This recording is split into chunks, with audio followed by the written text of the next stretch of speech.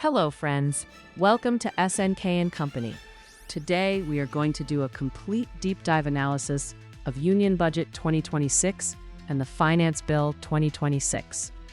This is not going to be a surface level summary. In this video, we will carefully understand the structural tax changes, the philosophy behind them, and their practical impact on individuals, businesses, NRIs, corporates, exporters, MSMEs, and investors. Budget 2026 is not about headline tax rate cuts. It is about stability, rationalization, dispute reduction, global alignment, and manufacturing-driven growth. It marks the operational shift toward the new Income Tax Act 2025 framework, effective from 1 April 2026. Let us begin with direct taxes. First, income tax rates. There is no change in slab rates under Section 115 BAC 1A. This signals policy stability. Surcharge structure remains largely the same, and health and education cess continues at 4%. Marginal relief provisions continue. But the real reform is in compliance architecture. The Finance Bill introduces revised timelines for filing returns and expanded flexibility for revised returns. Revised returns can now be filed up to 31st March with nominal fee. This reduces procedural hardship and gives taxpayers correction windows without triggering heavy penalties. Now let us discuss one of the most important chapters of the Finance Bill, the Foreign Assets of Small Taxpayers Disclosure Scheme 2026. This is a 6-month window for small taxpayers, students, NRIs, and middle-income individuals to voluntarily disclose foreign income or assets.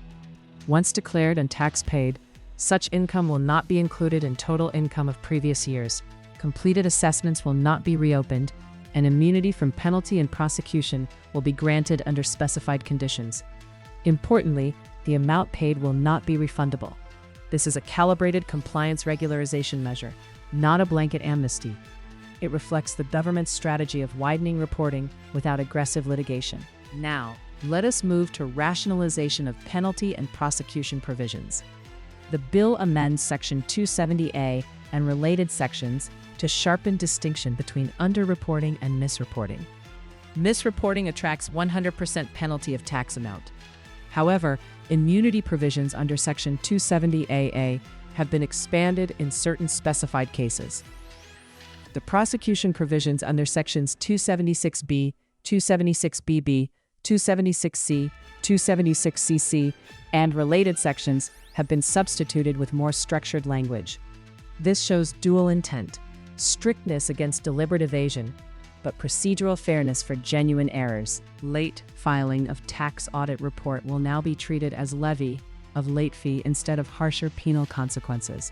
This reduces disproportionate punishment for procedural delays. Now let us discuss international taxation and non-resident incentives. Budget 2026 clearly aims to position India as a global manufacturing hub. Non-residents providing capital goods, tooling, or equipment to toll manufacturers in bonded zones will get 5-year income tax exemption. Safe harbor is introduced for non-residents storing components in bonded warehouses. This reduces permanent establishment exposure risks. MAT exemption is proposed for certain non-residents opting for presumptive taxation. This enhances attractiveness of India as investment destination. Further, safe harbor applications will now remain valid for 5 years, reducing repetitive litigation in transfer pricing matters. Now, let us discuss capital markets. Securities transaction tax has been revised. STT on futures has increased from 0.02% to 0.05%.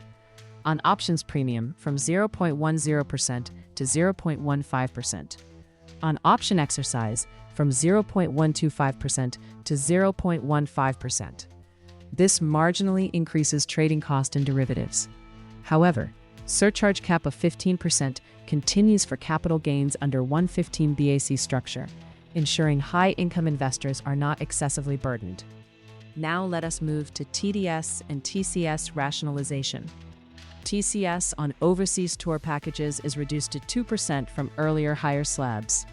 TCS on LRS remittances for education and medical purposes reduced to 2%. This significantly improves cash flow for families sending money abroad. Single window filing through depositories for Form 15G and 15H for dividend and interest income has been proposed. This is major ease of compliance step for senior citizens. Interest on MACT compensation is now exempt for natural persons, and no TDS will apply. This removes long-standing hardship. Dividend income in cooperative structures is rationalized. Inter-cooperative dividends will be deductible when redistributed further. Exemption for 3 years granted to notified national cooperative federations for dividends received on investments made up to 31 January 2026, subject to redistribution conditions.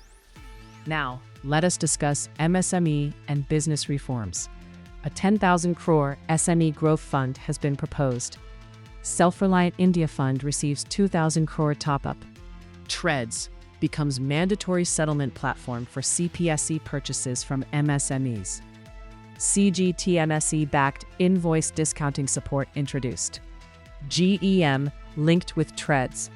TREDS receivables can be securitized to create secondary market liquidity. Courier export cap of 10 lakh rupees per consignment removed, benefiting small exporters. Now, let us turn to customs and indirect tax. Deferred duty payment window introduced for trusted manufacturers. Electronic sealing allows factory to ship clearance without port-level delays. Trusted importers will be recognized in risk management systems. Duty-free import limit for seafood processing inputs increased from 1% to 3% of FOB value.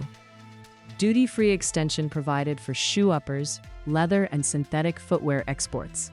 Export timeline extended from 6 months to 1 year for leather and textile exporters.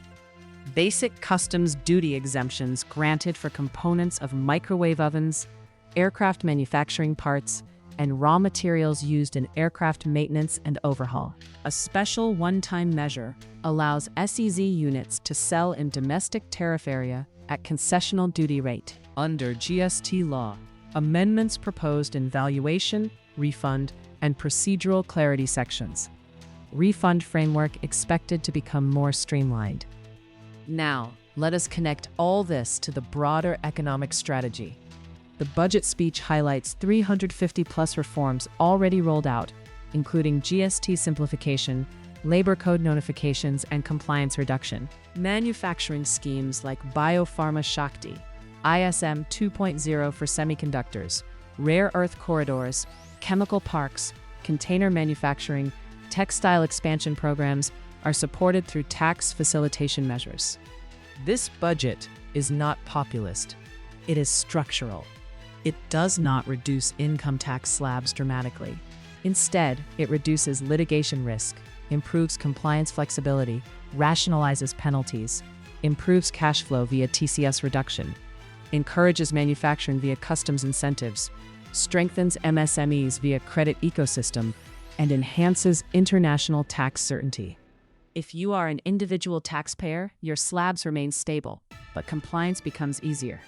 If you are a business, your customs and refund ecosystem becomes smoother. If you are an NRI or foreign investor, safe harbor and MAT relief give clarity. If you are in derivatives trading, your STT increases modestly. If you are an exporter, this is a supportive budget.